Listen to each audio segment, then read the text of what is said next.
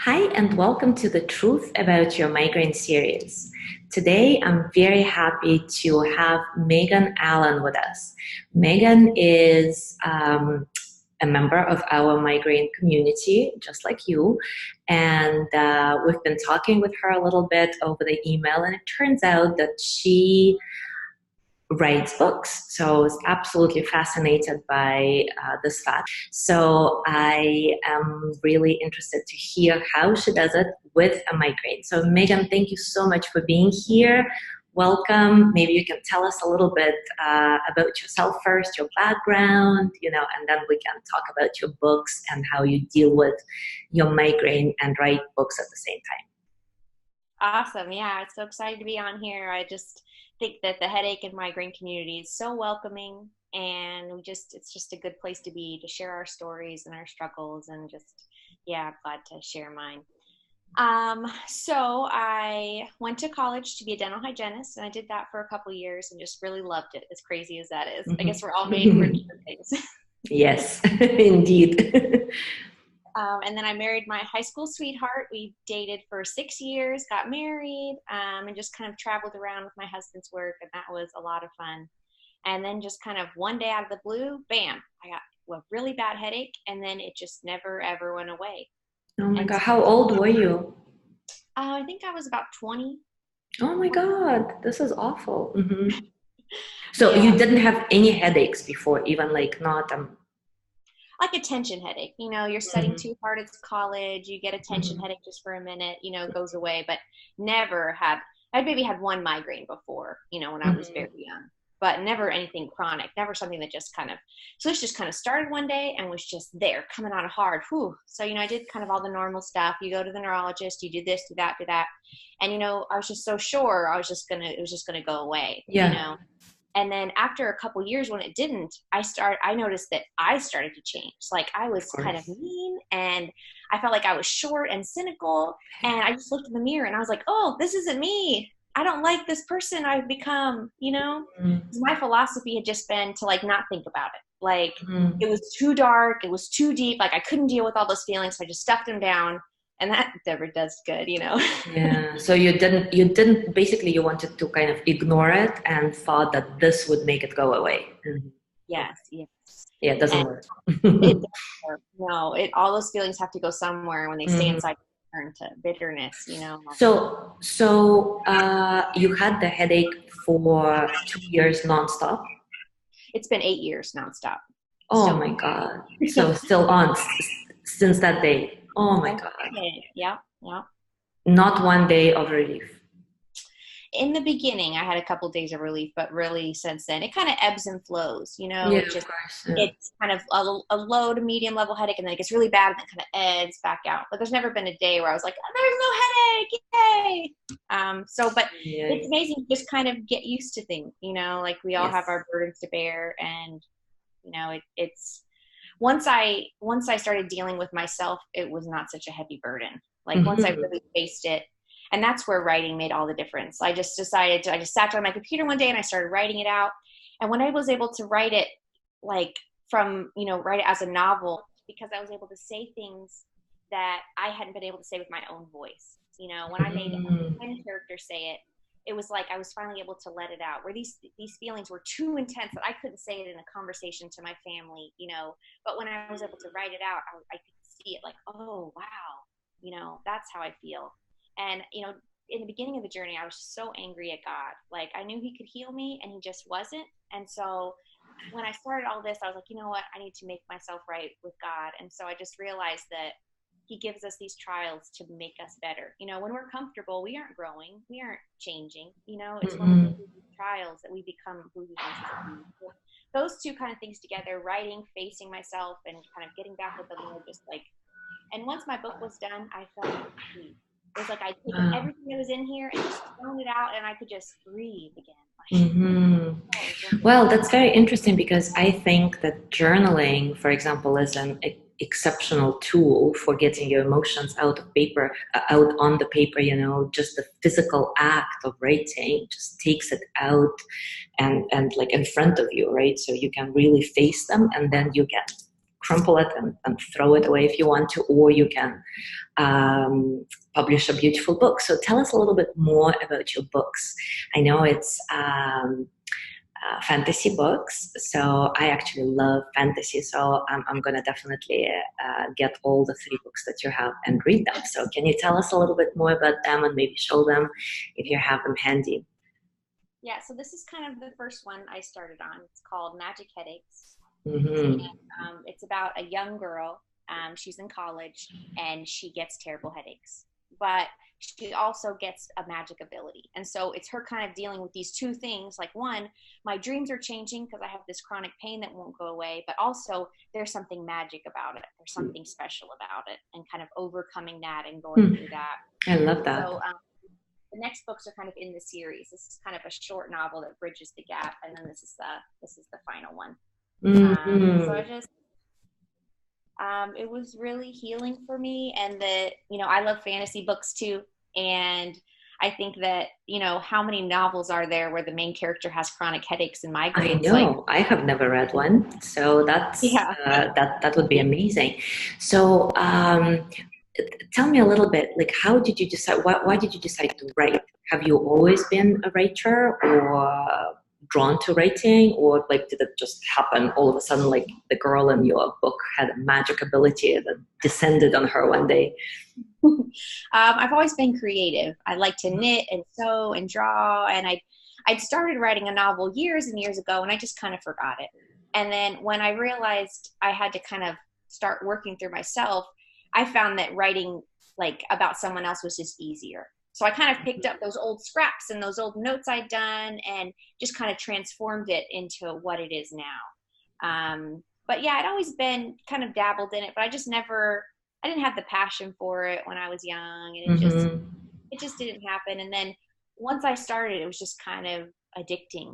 Like, I think Mm-hmm. there's a Well, magic because about you had all those feelings that you needed outlet for. So, what came first?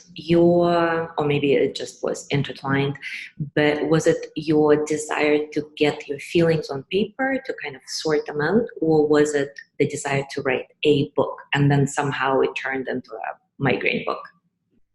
it was the desire to get my feelings out, Mm-hmm. for sure. When I first started the idea of it years ago, I thought she'd have one headache and that would just be the start of her magic and it would go away. And then that kind of had just been mulling around in the back of my head. And then when I started realizing, I was like, oh no, she needs to have my headaches. She needs to have a headache every day. And I want to see what that looks like from the Uh, outside. Because I hadn't met many people in real life who have, a headache or a migraine every day. Like, you meet people on the internet, but I'd never really had someone I could sit down and be like, oh, what is it you feel? What do I feel? Like, let's talk about this. Let's dissect this, and let's see it from how different family members view it. And so the two just kind of happened together. It just had been, it was just like a click, like, oh, this is what the book is. mhm.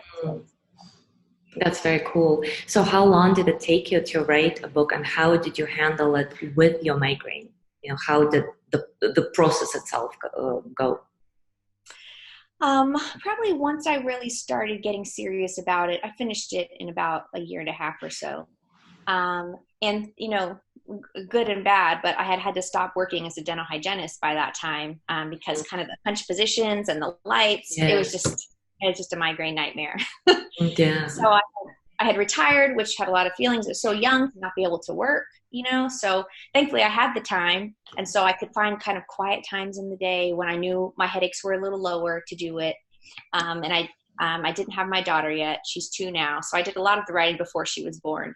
But now the writing I do is during nap time, Of getting really course. stuff you Yes. sleep Yeah. But how do you, like, if you have a really bad migraine, how do you write even then? Like, do you have a discipline to write every day? For a lot of people who leave work, and like you mentioned, especially at a very young age because of a crippling headache, it's very emotionally charged, of course, but also it's like, how do you organize your day? Now, of course, it's around your daughter, right? Like, because she fixes your schedule. But before, like, how did you do it? Like, did you have a schedule in mind that you followed, or was it like, oh, I'll sleep I'll wake up whenever I wake up, and then I'll write if I want to. I don't write if I don't want to. That would be very interesting to me. Yeah, I would say for me, I do better with a slightly more fluid schedule. Hmm. Um, and I think it helps me to have a little more grace to myself where I can, where if things don't go exactly the plan, I can be like, that's okay. We just kind of move from here. I would try to kind of set up and take a time to write every day. I'd get my pot of tea ready and I would kind of get a calm atmosphere and I'd sit down and just see what came out. Sometimes it would just, the words would come and sometimes it would just be kind of a quiet time to just sit there and be. But sometimes the days were long, and when you don't have a career or a child to take care of, it's what do you fill your days with? So I did a lot of volunteering and taking care of the home, meals and things like that. And honestly, in the early days of my headaches, I was just trying to figure them out. What made it better? What made it worse? You're going to the doctor 3 days a week at least. You're trying this medicine. And so it was kind of a full-time job for a while to just figure out what makes it a little better, what makes it worse. You're going to the physical therapist and massages and acupuncture, and it just, Hmm. you have to do all that. You almost have to be home all the time to Yes, not working. yes, it is a full-time job. And this is very interesting that you mentioned this and very useful because I hear from a lot of followers and a lot of my clients, at first a lot of people with chronic illness, with chronic headaches especially, say I just don't want to even think about it, right? Like I just want to focus on my life and I want to ignore this part. But like you say, it doesn't really work. And because it's just, well, maybe some people are lucky and the headache does go away, but usually the headache is there to, it's like information that something is not right, that something is going on that you need to figure out. So I want to just kind of pause here a little bit and encourage everybody to look at it this way, that you can't just separate your life from your illness. It's one. And I mean, I don't, I'm not saying that you have to like completely identify with it and make it part of your routine, but um, you can't just say this is me and this is my headache. It's like to me it's a signal that something is going on that you need to understand. So do you think you were able to understand whatever it is that your headache was there to tell you, or is I there still? I think I learned a lot about it. I think you're totally right that it means something is wrong. And at first, I just wanted a specialist to figure it out. I would tell them everything, and they would figure out and tell me what to do. But I'm the expert on my headaches and my migraine. I know them better than anyone else. I can't. Exactly, yeah. It's not a doctor's job to figure me out. It's my job. You know. And so I think that it's a puzzle, and there's a lot of things you learn. Why it's happening. And even if you don't, cure yourself, you can, find peace and find a lifestyle that gives you joy even Mm. in pain. And I think that was one of the things I figured out. Like, okay, like gratitude and creativity were what kind of unlocked me from my bitterness. Like, okay, I have so many wonderful things in my life, and that these headaches and migraines are one tiny piece. It's like you said, they don't define me. I am not this headache disorder. It's just a piece. Yes, yes, yes. And usually what I find is that it is a puzzle, and eventually you figure it out completely. And I do believe that complete healing is possible. For a long time, I kind of felt that, well, I'm not so sure about, because I, like you, I had headache daily for 10 years. And finally, for the past year, I've been almost headache free, so I kind of figured my puzzle. And I see, some of my clients figuring out the puzzle, a complete healing, some don't, but it's like a life work. And it doesn't mean that something is wrong with your life necessarily. This is not the information to me, right? It's something you need to change something. It doesn't mean that you are not like doing something correctly or whatever, but something needs to be changed. And so maybe for you, who knows, maybe those books needed to be kind of born, and that's why you are like, this was your magic headache. And so maybe you need to get like more books out, and suddenly it will help. Who knows? We don't really know that well. It's so personal. I think that's why I totally agree with you that going to specialists, of course, it's very important and they know a lot, but we are the experts, because we need to figure out our own puzzles, like where the pieces fit in ourselves. So that's very cool, very interesting. So how did you feel when you got the book out? It was exciting. I just, I never thought I could make something like that, in your pain, that something beautiful could be born. I felt like all this darkness I had in me was just out. It was just gone. And then it was kind of terrifying because then you have to share it with people. Yes. And, my book was very personal. It was a lot about me and my struggle. But that turned out to be a real blessing because when my parents read it and when my in laws read it, they were like, this is how you felt? This is what it was like? And it was just like they were finally getting it. Like, wow, I didn't Mm, know because you didn't talk about it, that this is what your journey has been like. And so that's been really wonderful. Like people just, my family just like got it where they had seen wow. it, but Yes. I wasn't complaining all day and I wasn't dealing with it. So they didn't know. So it just Yeah, turned of out course. that way. Wow. So did you not talk about it with your parents and in-laws and just your, friends? Why didn't you talk about it? I think that one, it was such a constant thing and it wasn't really changing. So some people would be like, "Oh, your headache's better," and I would say, "Well, no, no, they're not." And another way is you kind of defend yourself from people's good intention. Like, "Oh, have you tried this? Have you tried this? Have you tried this? Have you tried this?" Yes, And it starts yes, to feel like a burden because yes. everybody just wants to help. But Mm, I'm doing my best here and I'm trying things that I think are right. And then the other thing is you don't want to complain because with chronic pain, you just be talking about it all day long. Oh, my head hurts, my head hurts, my head hurts. And I don't want to yeah. think about it that much. But Mhm, I think I didn't want to pour it on my family. So I should have been more open, like mhm. let them know, hey, I'm really having a hard time. Like, I'm kind of scared that I'm having a hard time here and you need to know because you love me and we need to figure this out.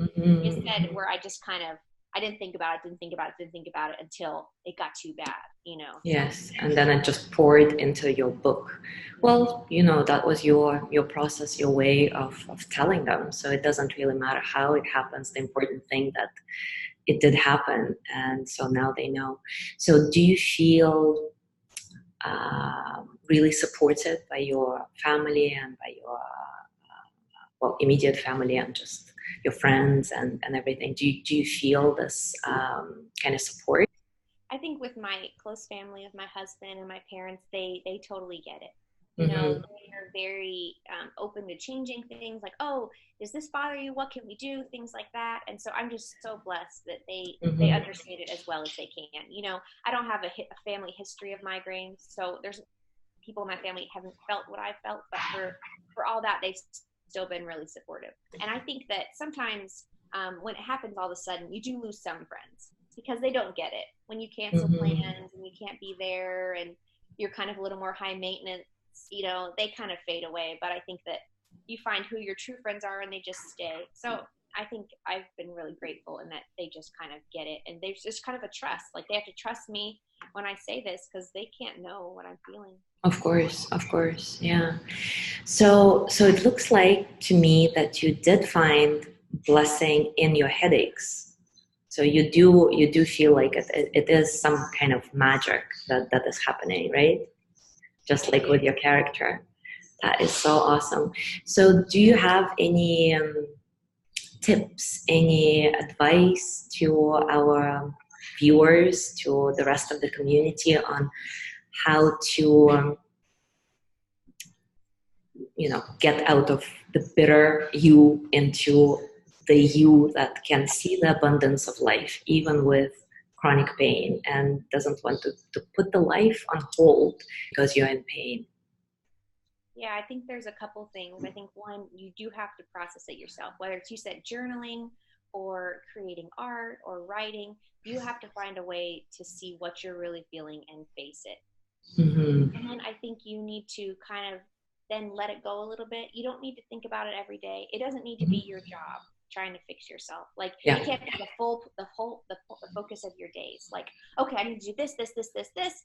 You have to kind of find other meaning outside of that. You know, you need to find ways to volunteer and find things that bring you joy. And then you have to make yourself be grateful for the blessings, because we have so many blessings, you know, and you need to face those things. Like, yes, this one part of my life is bad, but the rest of it is so wonderful. Like, you almost feel silly, like complaining about this one piece when the rest of it is just really, really wonderful. So I think Right. those, gratitude and creativity, like, Mhm. Did you have any resources that helped you figure it out, or did you do this entire work on your own? Do you I think recommend any resources? I think that it's good to there are a good many books out there that talk about, you know, migraine diet and migraine this and migraine that. And I think, one, get all the information that you can handle. There's too much information out there. So I Yes. think Yeah. finding something that relates to you, like, oh, this diet speaks to me and it's easy to do, or this meditation practice is easy to do. And then, you know, I think focusing on little self-care things. Like for me, my biggest splurge is I have a mini freezer in my bedroom where I keep ice packs. So Mm. throughout the night, if my head's hurting me, I just reach over and grab an ice pack. I don't have to go all the way to the kitchen to the fridge. And so for normal people, that's crazy to have a little mini freezer in your room. But for me, that's something that just hugely improves my quality Of of life. course. Like just, Yeah. um, That's an excellent tip, by the way, for our viewers. I would have definitely liked having that. Mhm. Yeah, like little things. You're right. Absolutely. Anything else? Um, and just one last thing I'd say, as I've started this kind of motherhood journey, you know, for Mhm. a while we thought about not having children. We Because of thought, well, your my hair this because of your pain. yes, how am I going to Wow. care for the child? But we just decided that our lives would have been lesser without it. So we tried, and after a couple years, we got pregnant. And I think the biggest thing is I have to remind myself to be kind to myself. Like, Yes. I can't go and be outside in the sun all day. I can be outside for 20 minutes, you know? And then if I'm having a really bad day, I put on an ice cap and I let her watch a little TV. And I don't judge myself. And I say, okay, I can't go lay down right now. So I need to just do the best I can until I feel better. Right. So yeah, because uh, I bet that a lot of people feel guilty that they cannot spend time with the baby and everything. This is so wonderful that you were able to find this non-judgmental space for yourself. So do you have any tips for how to reach that state? Because a lot of people do, like there's a lot of self-judgment, obviously, for all of us. Yeah, I think one big thing is being careful about social media. You know, you need to be careful about who you're following. If you're following these super moms that are running marathons every day and doing all these things, oh, with my headaches, I can barely walk, you know, without my head pounding. So I think you need to just, you know, choose friends that are real with you. So that way when you talk to other moms, they can be like, hey, I'm having a hard day too. Here's what my real life looks like. And then you can be open and real. And then you can say, you can kind of laugh about it when it's really hard. Like, oh, we had a hard day today. But, you know, there's still so much joy in the hardness, and just letting a bad day just go. Like, okay, today's a nightmare. We're just going to watch TV all day. I'm going to go get a Coke and we're just going to get through this. Because sometimes it's just, whew, you win by making it to bedtime, you know? Yes, absolutely. You're absolutely right. Wow, those are amazing tips. You are definitely an expert on your headaches, and not only for yourself but for all of us. So thank you so much. I have one last question about your books. What age is it appropriate for? I mean, obviously, I'm going to read it. I don't care about this. Like, what's the minimum? I would say the minimum age maybe would be 13. You know, it's not an adult book. There's nothing really raunchy or anything in there, but it does handle some kind of deeper things. So that'd be Right. kind of the minimum age. But yeah, I think that young adult time was something we can all Hmm. remember. Like, you're kind of becoming who you're going to become, and so I felt really drawn to write from that perspective. Um, Hmm. But yeah, it's definitely for adults too to read. Yes, absolutely. I am really excited to do it. And are you planning to write more in this series, or do you have plans to write more books in on other subjects? Yeah, so I have already started a new series, and it'll be about 4 books, I think. I'm about a third way done. I try to write about 1,000 words every nap time. It doesn't always happen, but I think that I'm a better me when I've been a little creative that day. Like I feel like this stuff gets pent up, and when you create something, it just kind of the levels go down a little bit, and you feel like Mhm. you really accomplished something for that day. So yeah, I've got books and books and books I want to write. I have no plan to stop. That is so awesome. I'm so happy to hear that. And I honestly, like, I can't even picture you in your bitter state. So, like, there's just radiate this peace and joy and contentment, which is, I think, so important. And this non-judgmental quality, it's absolutely amazing. So thank you so much for being here and for sharing your story with us, and for thank you for sharing your story with the entire world, now that we can, and making it possible for us to read it, and for people to, I think it's so important, right, to not, your family started to understand you better. Yeah. And so you can just give somebody a book, your book, and suddenly your kids will understand you better, and everybody. So this is amazing. And there are no books, well, I don't know, other books, fiction, with chronic pain. Thank you so, so much. I'm so grateful for your joyful presence here today, and for your sharing. Thank you. It's been a blessing to be here. It's good to talk about this and be, the more honest and open I am, the freer I feel. And it's just to share my little piece of this journey with our migraine and headache community is a blessing. I'm really grateful. Thank you. Thank you. And guys, thank you so much for watching. I hope that you're gonna read the books that Megan wrote, and that you're gonna take some of her advice to heart, and just try those things, and maybe it will help you figure out your, like, at least one piece of the puzzle. And if you would like to be interviewed for others, if you want to share your story with the entire community, please reach out to me via email, and I will be very happy to do it. Thank you.